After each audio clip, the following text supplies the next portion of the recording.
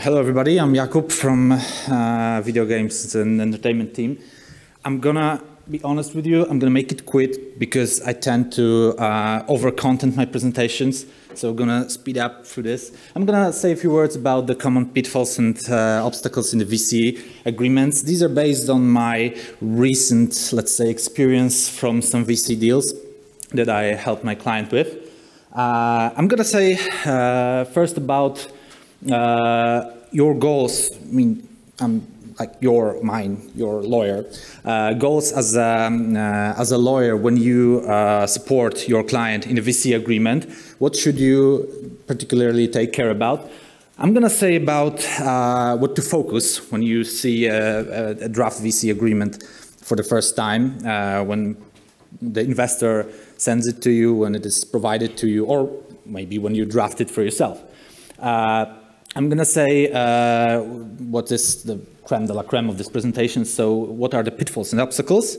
And what are basically these specific industry-related issues that some lawyers tend to miss, and how it negatively impacts the overall negotiation process and the deal process, and how to overcome these obstacles, basically how to achieve these goals that we set during the markup of the VC agreements and the negotiations. So I needed to take some boundaries of my topic, obviously not to make it too long. So here they are. I'm gonna say about the perspective of a video game studio and the founders, not the perspective of the investor. I'm gonna only cover contractual and IP matters. I'm not gonna delve into corporate matters. These are not really my area of expertise, unfortunately.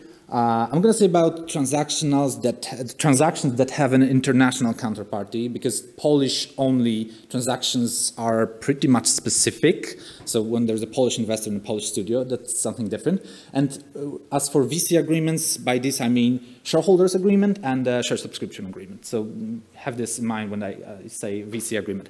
Okay, so what are your goals as a lawyer when you negotiate a VC deal? Of course, every lawyer has their own, every client has their own, maybe, but mine are two. Making the scope of liability of the target reasonable, rational, because there always have to be some liability, but it needs to be reasonable. And the second goal, the most important one, is making the personal liability of the founders absolute minimum, probably excluded to the point of near to zero, but making it minimal. Other goals is not to let the overall deal process, negotiating process, drafting process, contracting process, all these talking, impact the development and publishing of the game too much, because at the end of the day, it's about the game. It's not about, you know, the deal and the VC and the tickets and the term sheets, and it's about the game.